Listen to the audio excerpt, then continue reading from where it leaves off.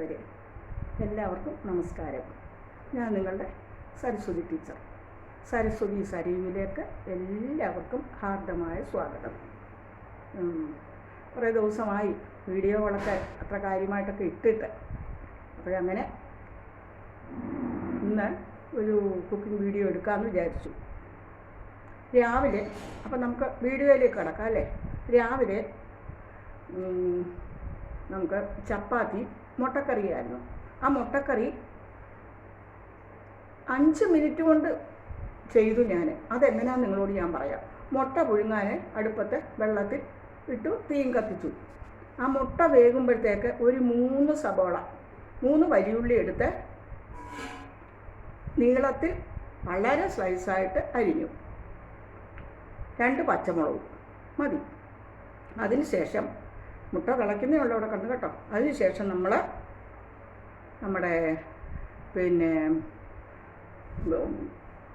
ഞാൻ സത്യത്തിൽ കുക്കറാണ് വെച്ചത്. അപ്പോൾ എളുപ്പം ആകുമല്ലോ.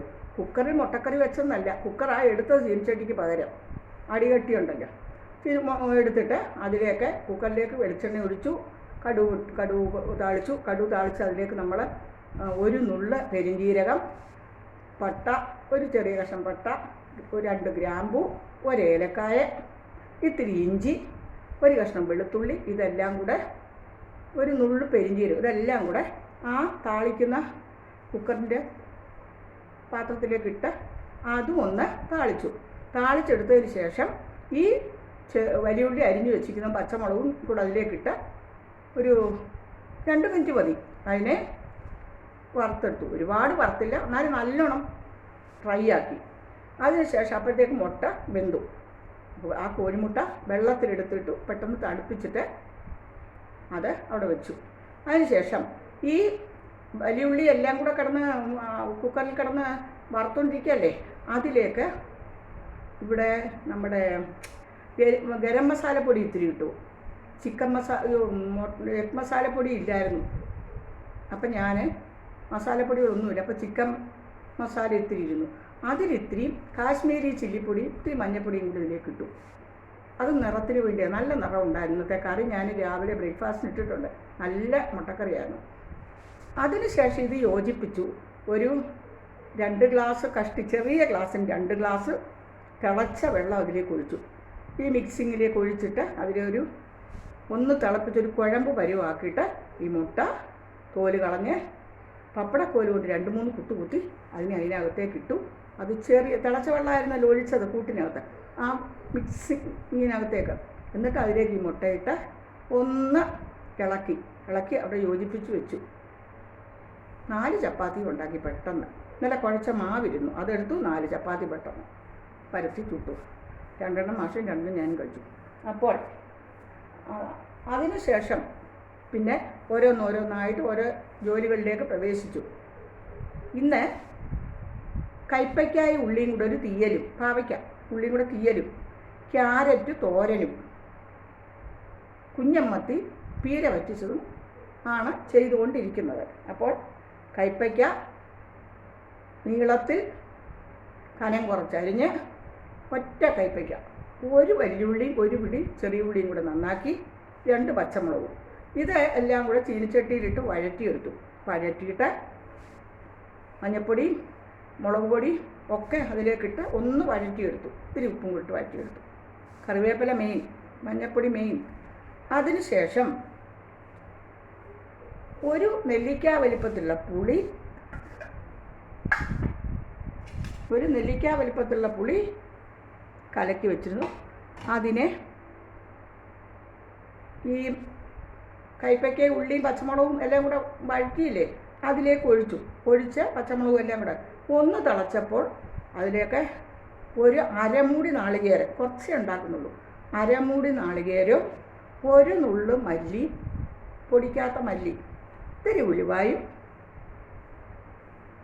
കൂടെ നല്ല കറിവേപ്പിലയൊക്കെ ഇട്ട് 2 ചെറിയ ഉള്ളി ഇട്ട് ചുവക്ക വറുത്തെടുത്തിട്ട് മിക്സിയുടെ ചെറിയ ബൗളിലിട്ട് അത് നല്ല മഷി പോലെ അരച്ചെടുത്തു.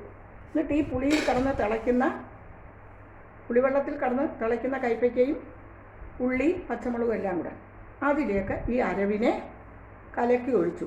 വെള്ളം ഒരുപാട് വേണ്ട, ഒരു അര ഗ്ലാസ് തിളപ്പിച്ചാർച്ച വെള്ളം. അതിൽ കിടന്ന് ഒന്ന് തിളച്ചപ്പോൾ കടുക് താളിച്ചൊഴിച്ചു. അതാണ് ഈ കൈപ്പയ്ക്ക തീയൽ. കണ്ട, കൈപ്പയ്ക്ക തീയലാണിത്.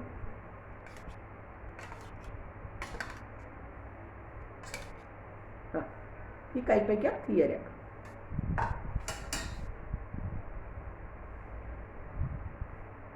സൂപ്പർ. കയ്പൊന്നും അറിയുന്നതില്ല. ആ പുളിയും എല്ലാം കൂടെ ചേർന്ന്. ഇനി 2 ക്യാരറ്റ്, അധികം വലിയ ക്യാരറ്റില്ല, 2 ക്യാരറ്റിനെ എടുത്ത് പൊടിയായി അരിഞ്ഞ് കടുക് താളിച്ച് അതിലേക്കിട്ട് ഇത്തിരി ഉപ്പും ലേശം വെള്ളം തളിക്കുകയേ ചെയ്തുള്ളൂ. തളിച്ചിട്ട് അതിലേക്ക് ക്യാരറ്റും വലിയുള്ളി മെയിൻ, എല്ലാത്തിനും കൂടെ വലിയുള്ളി ഏറെ വേണം.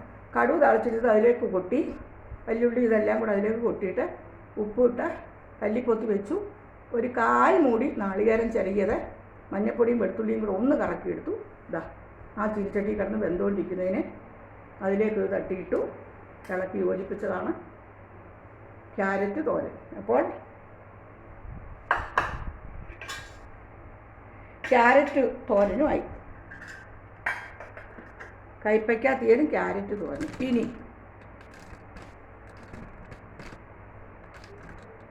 ഒരു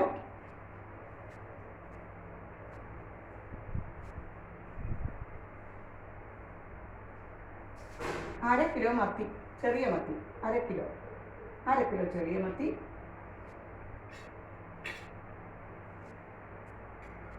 വെട്ടിക്കഴുകി വൃത്തിയാക്കി അത് 1/2 കിലോ ചെറിയ മത്തി കേട്ടോ, 1/2 കിലോ ചെറിയ മത്തി വെട്ടിക്കഴുകി വൃത്തിയാക്കി. ഒരു 20 എണ്ണേ ഉള്ളൂ, 20 22 വെട്ടിക്കഴുകി വൃത്തിയാക്കി. അതിലേക്ക് ഒരു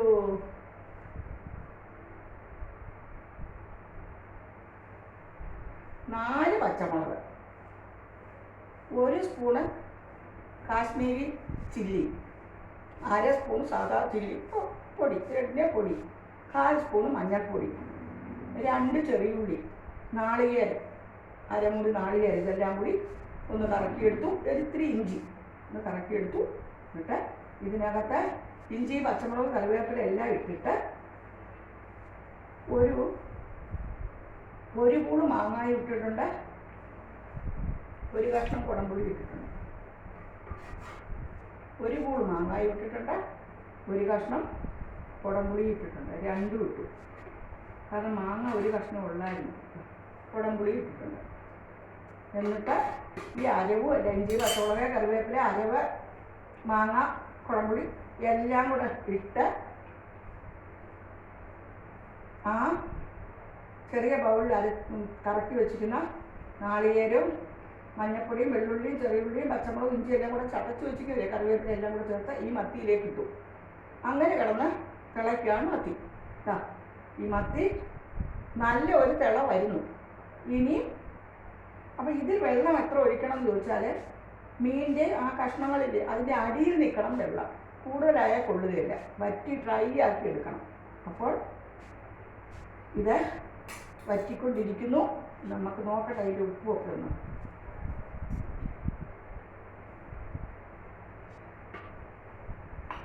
നല്ല ടേസ്റ്റ് ഉണ്ട് കേട്ടോ. ഇനി അതവിടെ കിടന്ന് വേകട്ടെ. ഇനി കുക്കറിൽ ചോറ്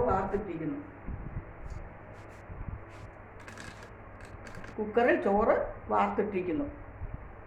അപ്പോൾ ചോറ്, കൈപ്പയ്ക്ക ഉള്ളിയും കൂടെയുള്ള തീയൽ, കൈപ്പയ്ക്കയും ഉള്ളിയും കൂടെയുള്ള തീയൽ, ക്യാരറ്റ് തോരന്, കുഞ്ഞമ്മത്തി മാങ്ങ ഇട്ട് പീര വറ്റിച്ചത്. ഇത്രയാണ് ഇന്നത്തെ ഇവിടുത്തെ ഉച്ചവരെയുള്ള സംഭവങ്ങൾ. ഇനി വൈകിട്ട് മാവ് കുഴച്ച് വെച്ചത് കുറച്ചും കൂടി ഇരിപ്പുണ്ട്, അതുകൊണ്ട് ഒരു 4 ചപ്പാത്തിയും കൂടെ ഉണ്ടാക്കും.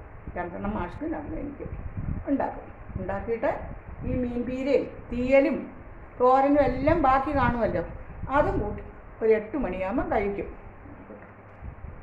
ഇത്രയുമാണ് ഇന്നത്തെ നമ്മുടെ ഉച്ചവരെയുള്ള കാര്യങ്ങളും വൈകിട്ടത്തെ കാര്യങ്ങളും. അപ്പോൾ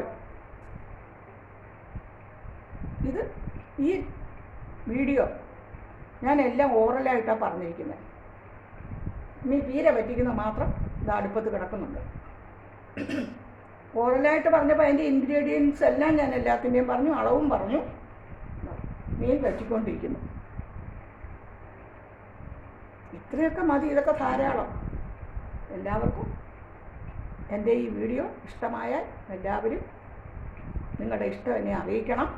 എല്ലാവരും എൻ്റെ ചാനൽ സബ്സ്ക്രൈബ് ചെയ്യണം. ചെയ്യാത്തവരെ ലൈക്കും കമൻറ്റും ഒക്കെ തരണമെന്നുള്ള കാര്യം ഞാൻ പറയണ്ടല്ലോ. നിങ്ങൾക്ക് ഇഷ്ടമായാൽ ചെയ്യുക. സരസ്വതി സരയുവിലേക്ക് എന്നും നിങ്ങൾക്ക് ഹാർദമായ സ്വാഗതം ഉണ്ടെന്നറിയാമല്ലോ. ടീച്ചർ കുറച്ച് ദിവസം വയ്യാതിരുന്നപ്പോൾ വീഡിയോ ഒന്നും ചെയ്തില്ല. കുറച്ച് ദിവസം ഹോസ്പിറ്റലിലൊക്കെ ആയിരുന്നു. ഷുഗറും പ്രഷറും ഒക്കെ കൂടി, കൊളസ്ട്രോൾ കൂടി, സോഡിയം കുറഞ്ഞു, ശരീരത്തൊക്കെ നീര് വന്നു. അതൊക്കെയായിരുന്നു എൻ്റെ വിശേഷങ്ങൾ. വാളയാർ വലിയൊരു ഹോസ്പിറ്റൽ വന്നിട്ടുണ്ട്. പാലക്കാട് ഇപ്പം നല്ലൊരു ഹോസ്പിറ്റലായി. അവിടെയായിരുന്നു 8 ദിവസം. അപ്പോൾ എല്ലാവരോടും എൻ്റെ വാർത്തകൾ ഇത്രയുമാണ് ഇന്നത്തേത് പറയാനുള്ളത്. എല്ലാവരും എന്നെ സപ്പോർട്ട് ചെയ്യണം. എന്നോടൊപ്പം എൻ്റെ ചാനലിലേക്കും വരണം. ഇന്നത്തെ ഈ വിഭവങ്ങൾ കൂട്ടി ഫുഡ് കഴിക്കാൻ നിങ്ങളെ ഞാൻ സുസ്വാഗതം. ബായ്. നമ്മുടെ മീൻ അവിടെ കിടന്നങ്ങനെ വേകുന്നു കണ്ടോ.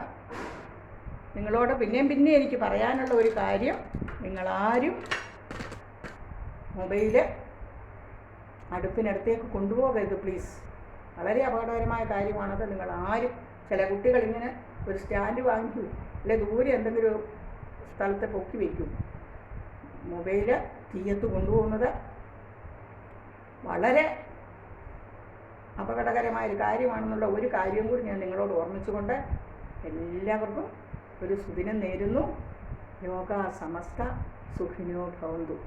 ലോകത്തിലെല്ലാവരും സുഖമായി സമാധാനമായിട്ടിരിക്കട്ടെ എന്ന് പ്രാർത്ഥിച്ചുകൊണ്ട് നിങ്ങളുടെ Saraswati teacher, Saraswati Sarayu. Thank you so much.